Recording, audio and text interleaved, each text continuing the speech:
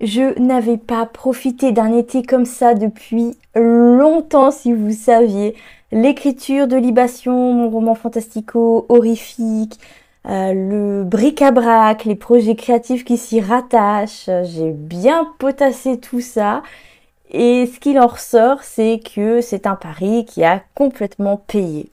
Bienvenue dans le premier épisode de ce podcast qui est aussi disponible en vidéo sur YouTube. Premier épisode donc de Ranger le bordel que j'ai dans la tête, un titre qui je pense veut tout dire puisqu'ici je vais vous parler d'écriture, de lecture, de créativité en général et d'autres sujets qui s'y rattachent.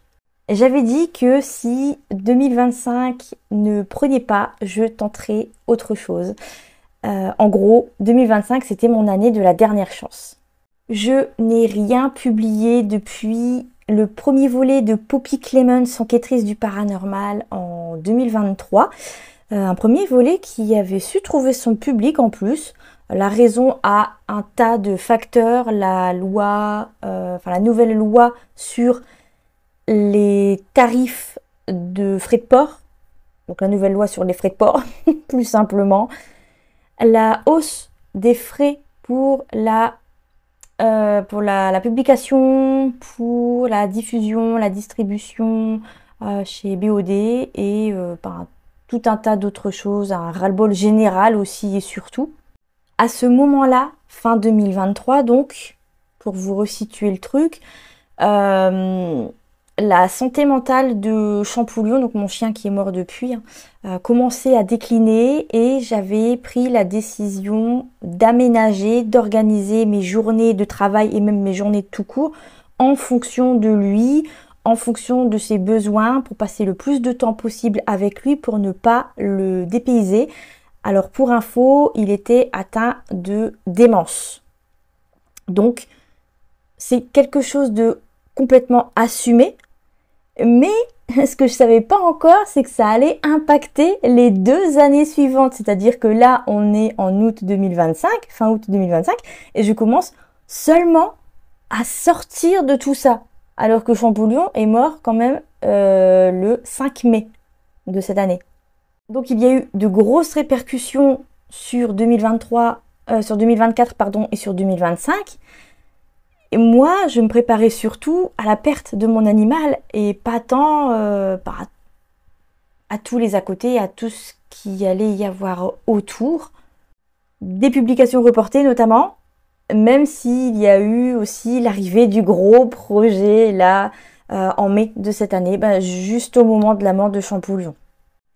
Je vous parle de la sortie d'un roman d'urban fantasy et d'un 3e guide d'écriture depuis 2 ans. La promo avait même commencé pour Wolfie Therapy, le roman d'urban fantasy.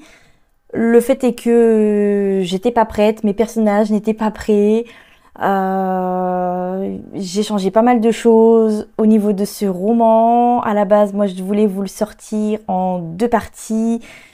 Je voulais partir sur le même modèle que pour Poppy Clemons, à savoir vous sortir les volets. Donc là, c'était une duologie à la base sur Amazon dans un premier temps, le volet 1, le volet 2, un peu plus tard, et encore un petit peu après, une intégrale un peu partout, donc via BOD, comme je vous le disais, le réseau de distribution et de diffusion avec lequel je travaille. Et puis avec cette histoire de loi sur de nouvelles lois sur les frais de port, je crois que c'était fin 2023, un truc comme ça. Ça a complètement cassé mon délire, je vais dire, par rapport à Poppy Clemons, et ça a impacté forcément Wolfie Therapy, parce qu'à ce moment-là, je pensais déjà à l'écriture de Wolfie Therapy, et quand on travaille en auto-édition, c'est important d'anticiper la façon dont on va publier un roman, si on va publier des tomes, ou on va publier ça. Et du coup, ça a complètement flingué toutes mes réflexions à ce niveau. Et à ce jour, Wolfie Therapy n'est toujours pas sorti, même si j'escompte bien vous le proposer pour la fin de l'année, pour Noël, si mes finances le permettent. C'est aussi la raison pour laquelle j'insiste tant que j'insiste tant sur votre soutien plutôt à la chaîne, votre soutien au podcast par le biais du bric-à-brac. Donc c'est un petit abonnement tous les mois pour soutenir mon travail, pour soutenir toutes les vidéos que je vous propose gratuitement, parce que vous aurez remarqué qu'il n'y a pas de pub, jamais. Et le podcast, ce sera pareil. Pour soutenir une édition plus indépendante, une édition différente, puisque je vais vous proposer dans le bric-à-brac par la suite des nouvelles, voire des romans. Ça, c'est encore un peu dans les tuyaux. Il va y avoir des nouveautés en septembre. Et puis, il y a eu le gros projet qui a complètement changé de tête pour devenir Power, le déclic pour écrire votre roman. Quand j'ai lancé le gros projet, les réflexions sur le gros projet, c'était l'année dernière, je crois que c'était il y a à peu près un an. Je savais pas du tout comment ça allait s'appeler. Moi, j'avais dans l'idée de vous proposer des cours d'écriture, de vous proposer des ateliers, des e-books, des livrets de travail. Mais j'avais pas du tout pensé vous proposer une plateforme par abonnement, un peu comme un Patreon, sauf que c'est pas sur Patreon, que vous avez une page avec toutes les ressources. À partir du moment où vous vous abonnez, voilà, vous accédez à votre compte et vous avez toutes les ressources et vous recevez tous les mois une newsletter avec toutes les nouveautés. C'est une recette qui fonctionne. En échange d'un abonnement de 5 € par mois ou 50 € à l'année, vous avez donc accès à des cours d'écriture, à des ateliers, à des lives, à des sessions d'écriture dans le Discord, des e-books. Je crois que j'ai rien oublié. Donc ouais, c'est une recette qui fonctionne. Surtout dans le sens où elle me permet de dégager du temps pour écrire un peu plus, mais aussi pour les loisirs. Parce que préparer des cours d'écriture, c'est hyper long. Et un atelier, pareil. Écrire un livre, un e-book, c'est pareil. Encore la même chose. Et tout ce temps, en fait, le problème, c'était de sortir à chaque fois un truc, donc un cours, un atelier, et de promouvoir exclusivement ce cours, cet atelier. J'ai vite compris que que ça deviendrait contre-productif pour moi, que ça empiéterait sur mon temps d'écriture, sur un temps de loisir que je galérais à retrouver depuis le burn-out, depuis la dépression. J'avais pas envie de retomber dans ce cercle vicieux du travail qui appelle le travail et de m'épuiser dans une promo qui n'aboutirait quasiment à rien. Et c'est là que j'ai eu le déclic de vous proposer une plateforme en échange d'un abonnement. Comme ça, je ne promeux plus un cours, un atelier, un e-book. Je promeux la plateforme. Et je relance le truc à chaque fois qu'il y a une nouveauté, comme en ce moment, avec les 3 mois pour écrire votre roman qui arrive là le 1er septembre. Et en plus, cette réflexion, ce déclic a mené à la création du bric-à-brac, qui est quand même une idée qui me trottait dans la tête depuis bien 10 ans. J'ai beaucoup d'idées sur la créativité, d'idées de vidéos sur mes outils créatifs, des astuces qui m'ont vachement aidé après le burn-out. J'en ai tout un tas, vous vous en doutez bien, parce que j'ai dû pas mal filouter pour retrouver un rapport sain à la créativité, puisque je rappelle que c'est de trop écrire qui m'a mené à un burn-out. Donc j'ai fait un burn-out d'écriture. Écriture qui est une passion au départ. Donc exercer un métier passion, c'est déjà pas évident. Surtout quand on est de chez soi. Mais alors faire un burn-out de son métier passion, du jour au lendemain, tu te retrouves avec les bras complètement cassés. T'as plus rien. T'as l'impression en tout cas de ne plus rien avoir. Et il faut réacquérir tout ce que tu avais mis de côté pour cette passion dans laquelle tu t'es donné à 100%, dans laquelle tu t'es jeté à corps perdu au détriment de ta santé mentale, voire physique. Alors un peu moins physique chez moi, mais surtout mentale. Et tu te retrouves dans cette situation et tu te dis, je fais quoi maintenant ? Mais ouais, créer, ça a toujours été mon rempart contre les coups durs. Donc forcément, j'ai réussi à renverser la vapeur et à me réapproprier ces moments-là, j'ai réappris à créer inutile, entre guillemets, à créer pour moi, pour garder dans mes carnets et garder ça loin d'Instagram, loin de tiens, je pourrais en faire quelque chose. Et ça a vraiment été un long cheminement. Et ça va complètement changer le retour d'octobre. Alors ouais, ça fait très bizarre à l'oral. C'est toujours un peu tordu, un peu galère à l'oral. Alors octobre, c'est ma saison d'octobre dédiée aux frissons, que vous en écriviez ou que vous en lisiez. Et pour cette année 2025, j'ai complètement revu la formule d'ailleurs. J'y travaille en ce moment même. Et je peux déjà vous spoiler ceci. Lecture, dessin, cocooning, recettes, lives et veillées. Ça va être super. Moi, je m'éclate à préparer ça. Alors pour l'instant, je ne suis pas encore à sortir les citrouilles des cartons, mais ça ne saurait tarder la semaine prochaine pour commencer à tourner quelques vidéos, à tourner les premières vidéos et puis aussi à vous préparer un petit générique aux petits oignons. Ça va être... Mais moi là, je m'éclate. C'est vraiment... là que je me rends compte du chemin que j'ai parcouru depuis le burn-out, malgré la maladie de Champeau et puis la dépression de la fin de l'année dernière. Là, J'ai décidé de profiter d'un nouvel élan dans ma chaîne YouTube pour revoir notamment le montage de mes vlogs. Vous avez peut-être remarqué ça depuis le mois de juin, mais je m'éclate vraiment beaucoup à ajouter des petits sons, des petits textes, enfin, allez voir sur la chaîne si ça vous parle pas. Et si ma série de la rentrée va me permettre d'officialiser, toujours entre guillemets, cette nouvelle manière euh, de vivre ma chaîne, je vais dire, c'est vraiment le retour d'octobre qui va en confirmer la nouvelle ligne éditoriale, c'est-à-dire parler de créativité d'une façon plus globale. Et je vais pas mettre l'écriture de côté, bien sûr que non, mais il y aura pas que ça. Parce que c'est moi, je suis pas juste une autrice. Je fais un tas d'autres trucs qui influencent mon écriture, mon rapport à l'écriture. Et après avoir longuement hésité, je me suis dit que ça pouvait être un angle de vue, un angle d'approche hyper intéressant pour vous aussi. Donc bien sûr, j'écris toujours Libation, mon premier roman fantastico-horrifique, mon premier roman d'horreur. J'ai décidé de me lancer après quelques essais avec des nouvelles qui ont été plutôt concluants, notamment Né d'orage et debout, qui avait d'ailleurs été publié il y a quelques années. Et l'écriture de Libation, c'est aussi l'occasion de vous emmener dans les coulisses de l'écriture de ce roman. C'est un format que je voulais vous proposer depuis longtemps, un format un peu saga de l'été.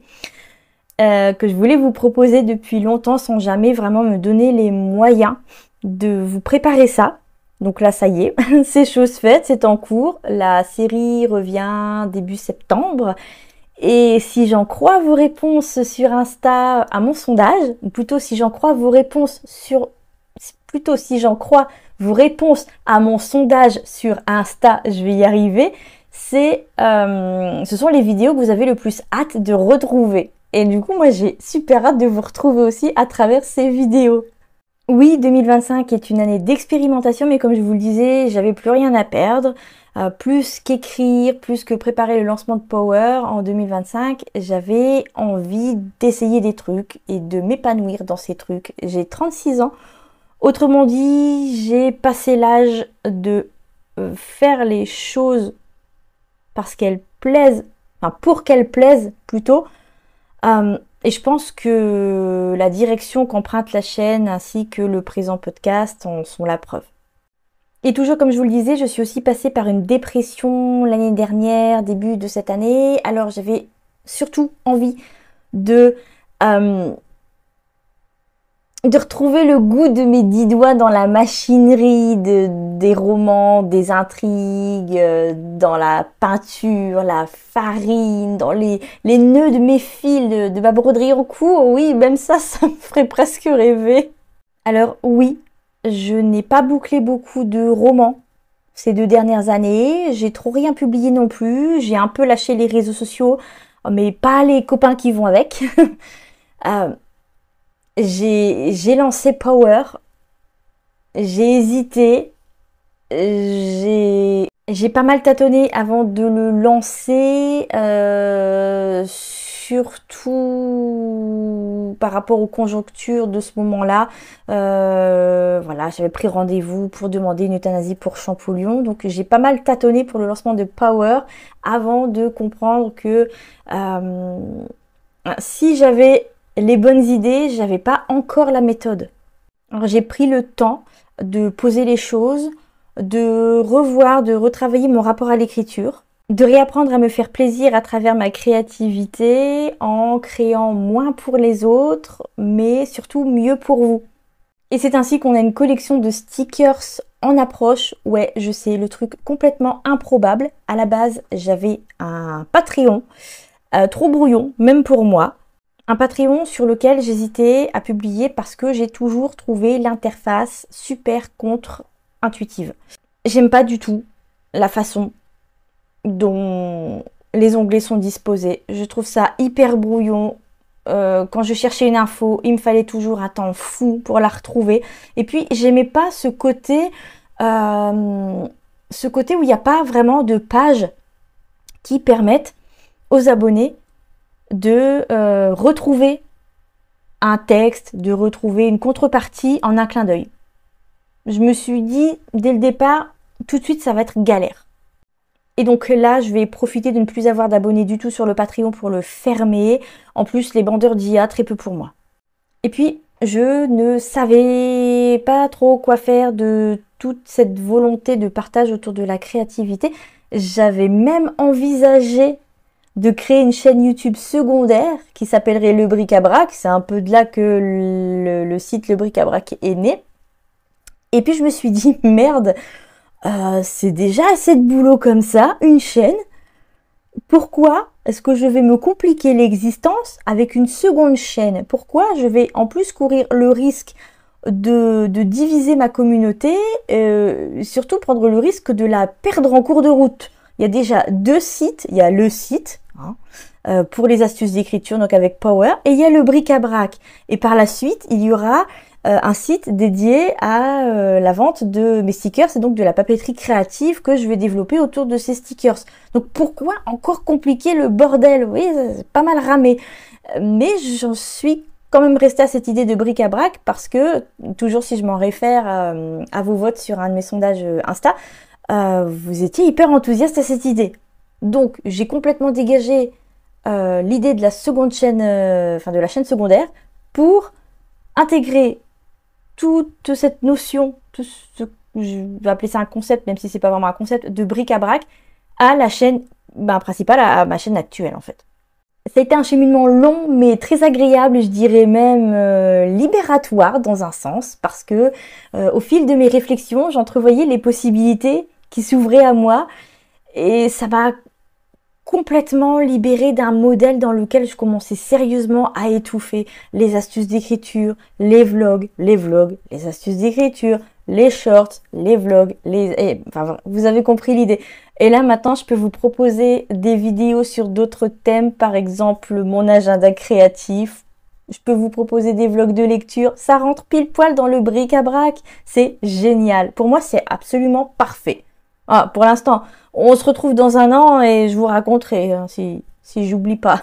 Et c'est là que je me suis demandé pourquoi ne pas combiner l'objectif du Patreon, à savoir vous proposer des contreparties en échange d'un abonnement mensuel. Donc combiner cet objectif du Patreon au bric-à-brac. Alors, je ne vous proposerai pas de stickers via le bric-à-brac parce que je ne peux y proposer que des contreparties dématérialisées. Mais il y a des vlogs créatifs, des vidéos créatives en général qui sont dans les tuyaux. Donc, en un mot comme en mille, je pense avoir trouvé quelque chose. Je vais pas parler d'équilibre ici parce que je sais que l'équilibre entre vie perso et vie professionnelle, c'est quelque chose qui s'entretient, qui est constamment sur le fil. C'est de la poudre aux yeux quand quelqu'un vous dit qu'il a trouvé l'équilibre entre sa vie perso et sa vie professionnelle, c'est de la poudre aux yeux.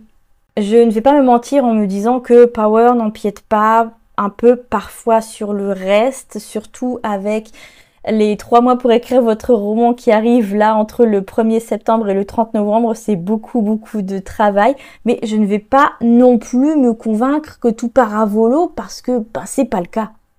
Je me tiens à mes 2 heures d'écriture chaque matin et dans ces moments-là, dans ces moments de communion avec mes personnages, ouais carrément, je ne voudrais être nulle part ailleurs et c'est franchement tout ce que je vous souhaite et c'est pour ça que j'ai décidé de développer le bric-à-brac et c'est pour ça que ce podcast Ranger le bordel que j'ai dans la tête est arrivé parce que c'est clairement l'endroit où je vais vous parler de plein de trucs.